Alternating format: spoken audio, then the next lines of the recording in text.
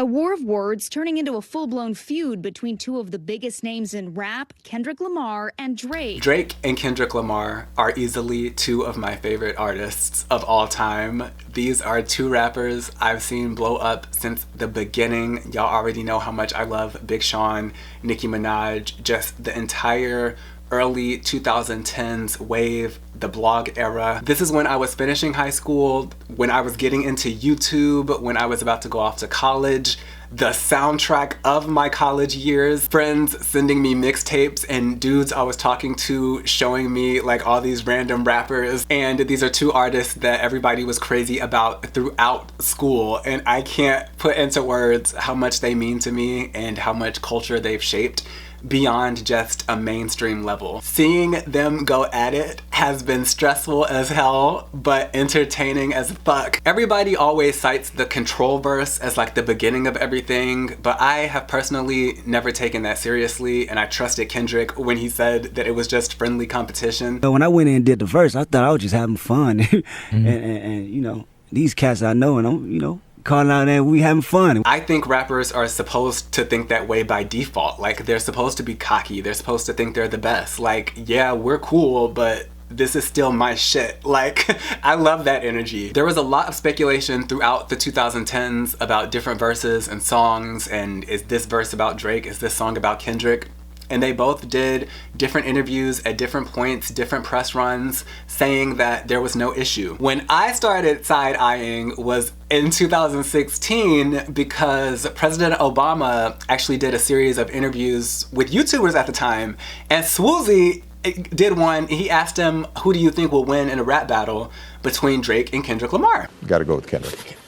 I'm just saying, I think Drake is an outstanding entertainer, but Kendrick, his lyrics, his last album was outstanding. And he said Kendrick, and a couple of weeks later, Drake dropped Summer 16 and he rapped, "Tell Obama that my verses are just like the whips at the end, they bulletproof." Now to me, he seemed hurt. Like, Obama really hurt this man's feelings. And this is when I was kind of knocked out of my little innocence, and I was like, oh, you know, maybe there is a problem. Views ended up dropping, Damn ended up dropping, More Life, the Black Panther soundtrack, Scorpion. Like, if they were dissing each other, I did not care, because I was so happy. I was just getting album after album after album. And again, there continued to be faint rumblings and rumors and a lot of bar dissecting and guessing games. I did not give a fuck. Fast forward to 2024, and I had no choice but to give a fuck. Like That drops, which by the way is a banger. Future cracks me up. All my hoes do shrooms, nigga. All my hoes do coke. She think cause she exotic, bitch, she attractive. That's the shit to get you put up out the sex shit. Got your girl in this bitch, she twirling on this dick. Like, I know Kendrick sucked the energy out of the room, but Future was going off. Now Kendrick comes through. I mean, aw, I hope them sentiments symbolic. Ah, my temperament bipolar, I choose violence. And choose violence he did. His verse eventually references first-person shooter. Love when they argue the hardest MC. Is it K-Dot, is it Aubrey or me? We the big three like we started a league. Now, when I listened to first-person shooter, I would have never thought that this was gonna become a negative thing. I thought there was a general consensus that Drake, Kendrick, and J. Cole were the big three. Matter of fact, Spotify had a whole internet debate back during like the COVID era, and Drake, Kendrick, and Cole were the only solidified dudes on rap's Mount Rushmore, and Nicki ended up getting the fourth head. And as far as I'm concerned, Future should be in J. Cole's spot, but we're not gonna get into that today. But whatever the big three, Kendrick was like, I think the fuck not, motherfuck the big three, nigga, it's just big me, nigga, bum. And again, even this, I thought Dot was just talking his shit. Like, am I naive? Am I stupid? I mean, even on first person shooter, Cole insinuates he's Muhammad Ali after talking about the big three, which to me is him saying he's still the best. And on Drake's verse, he keeps saying he's the GOAT. Ask the girls to say it. Who to GOAT? Who to GOAT? Who to GOAT? So Kendrick being like, fuck y'all, I'm the best, was not some crazy thing to me. So I was flabbergasted at everything that happened next. First of all, J. Cole dropped 7 Minute Drill, and I'm not gonna lie, I was excited. I love the sports of rap, so I thought he was just jabbing at Kendrick, like, motherfuck the big three? It's just Big U midget? Like, are we really about to do this? It was a warm-up. A drill, if you will. I was like, oh, are we about to get Cole versus Kendrick? Like, some new tracks, a feature run? Like, let's go. Then J. Cole apologized for the song and deleted it from streaming services.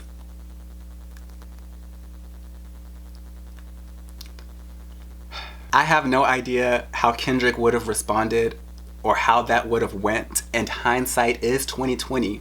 But I can't help but wonder, what was J. Cole scared of? What bars did he not want Dot to utter about him and his unearthed messiness? We'll never know. So moving on to the men who went to war and didn't feign homosexuality to avoid the draft. First of all, let me just get it out of the way. Tailor-Made Freestyle, 616 in LA, Meet the Grams, and The Heart Part 6 do not really get any attention from me. These were probably the most lyrical and raw records from both of them. Uncomfortable at times, but they were also all over the place with AI usage and fake ass daughters. Great and exciting in the moment when stuff was popping off, but I'm not gonna sit here and lie to y'all and pretend like I revisit any of them. Like that, Pushups, Euphoria, Family Matters, and Not Like Us are the main events for me. Drake dropped Pushups, which is full of great moments in my opinion, a lot of direct responses to Kendrick's bars and Like That. Drake also whacked a bunch of other people in addition to Kendrick, my personal favorite being Metro Boomin. Metro, shut your whole ass up and make some drums, nigga. Metro ended up doing the BBL Drizzy beat competition, and Drake did the feature with Sexy Red over the beat, which is an underrated moment in this whole thing. But Drake was addressing a lot of people in Push-Ups because there was this moment after Like That dropped where everybody was just jumping in and celebrating. At one point, even Kanye said something about them being in the studio or him getting a phone call about the elimination of Drake. And, you know, everybody was very, very excited about the elimination of Drake. Now, people have different opinions about this, but I personally love that Drake was getting at everybody because what do you mean y'all niggas are sitting in the studio as grown men plotting on my downfall like a bunch of hoes? Like, am I really that powerful? Euphoria is my favorite song from the entire beef. I think it is a masterclass in response, in reading, in dragging, in build-up. I think Kendrick paced it brilliantly. He came in all calm, and then before you knew it, he'd lost his motherfucking mind and was screaming that he hates the way Drake walks, the way he talks, the way he dresses. Like, he became unhinged. Then he starts switching his flow, the beat changes, the voices come out like it's just a GOAT song. It does not get enough attention in my opinion. I can listen to this song every day for the rest of my life and it's 6 minutes long and I do not give a damn. I listen to it in its entirety. It's not long enough. I'm sick of hearing about your life. I'm sick of your black features. I only like when you sing. Bitch, stop trying to act tough. You have fake abs. You need to walk around with a fucking helmet on all year, bitch. You're lame as shit. Hanging around Yachty and other rappers won't make you not lame as shit. You are not a man. I hate hearing you say nigga cause you sound cringe as fuck. Can I stab this nigga? You think you're Sexy Red. You are a bitch that likes to shake your ass. You are signed to 15 men. You are a hoe. You are not raising your son. You have ghostwriters. Do not speak on my family, bitch. Someone will bleed in your family, bitch. I will eat Chinese food on your fucking block. Do not fuck with me. Like, excuse me? And that's just what I wrote off the top of my head. Family Matters had some great energy, some great bars. Again, I really enjoyed a lot of the non-Kendrick related moments. And Not Like Us was obviously a massive hit, but as far as I'm concerned, if you can't tell, the battle ended at Euphoria. No other song in the entire beef made me feel the way Euphoria made me feel. Like, it is just such a quality diss track. Delusional Drake fans will tell you that Family Matters is the best song out of the entire beef, and delusional Kendrick fans will tell you that Not Like Us is better than Euphoria, but the fans in general, and now Drake himself, have made everything annoying. Kendrick fans, after spending 14 years yelling about how charts don't matter, finally get a record-breaking little banger single and start acting like nerds in a teen rom-com who got laid for the first time. Although Euphoria deserved. Not Like Us became the most streamed diss track in history, earned the biggest single day streams for a hip-hop song, and was the fastest rap song to reach 100, 200, 300, 400, 500, 600, and 700 million streams. It is the longest running solo hit of Kendrick's career. Meanwhile, Drake was throwing random music and collaborations and behind the scenes videos on his website, calling it 100 gigs, released random collabs with Camila Cabello and Gordo, and some bullshit called Guan Guan Dalala or something. I don't know what the fuck. And then was dipping into live streams and promoting some gambling website, and now he's running off to tour with the Aussies. But nothing he did in this period could compare to Not Like Us or anything that Kendrick was doing. Because Kendrick has dropped the amazing GNX, booked the Super Bowl for 2025, announced his grand national tour with SZA, and has about 5 songs contending for his next hit, including Luther with SZA, Squabble Up, and TV Off. Plus, Not Like Us is topping everybody's best of 2024 lists. And we cannot forget the Pop Out concert, which Kendrick held in LA and broadcast to the world on Amazon, where he performed Not Like Us 6 motherfucking times and laughed in Drake's face. This complete and utter domination has led to Drake filing a petition talking about suing UMG and Spotify for bots usage and defamation for allowing a song to be released calling him a pedophile. And I'm like, Tia meme. Why are we suing in a rap beef? What the fuck is going on? What the fuck is going on in here on this day? Let's please get serious for a second, okay? I have friends who don't give a fuck about rap, who think Pushups is an exercise, who think Euphoria is a show starring Zendaya that's been on hiatus for 3 motherfucking years, and who think Family Matters is a 90s sitcom with Steve Urkel's dumbass having a transformation chamber in the motherfucking living room. But they know Not Like Us. That song is bigger than the beef. It's universal. The chorus is accessible. Not Like Us is a sports anthem. It's a team anthem. It's a competition anthem. There's people that love Not Like Us that could give 2 fucks about a Drake or a Kendrick Lamar, and they don't even know what the hell the verses are talking about. To insinuate the song is botted is insane. To sue for defamation when you said Kendrick is slapping his wife all across the country, she's screaming for help in Instagram captions, and pushed out a baby by his best friend is insanity. Can we just let people talk shit and be messy on wax? And I feel like the fans are partly responsible for Drake's hoe ass behavior, because y'all be acting like hoes too, and I feel like we've lost the plot. When we've gotten to the point where it's months later and people are still listening to Drake and people are still listening to Kendrick, and some of y'all are like, oh, you're streaming a pedophile? Oh, you're streaming a wife beater? Shut the fuck up. Y'all suck the fun out of everything, and it's probably part of the reason that Aubrey is spiraling. Rappers flame each other in beef.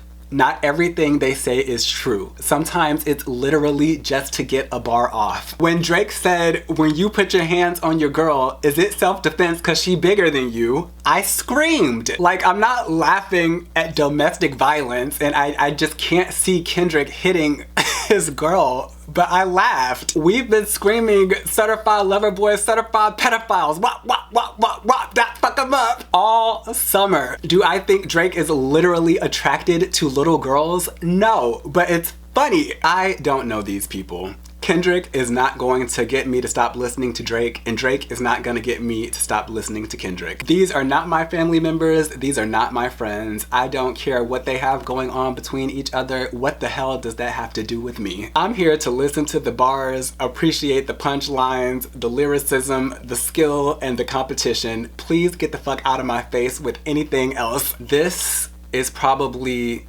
the single most iconic, unforgettable pop culture moment that I will experience in real time in my lifetime.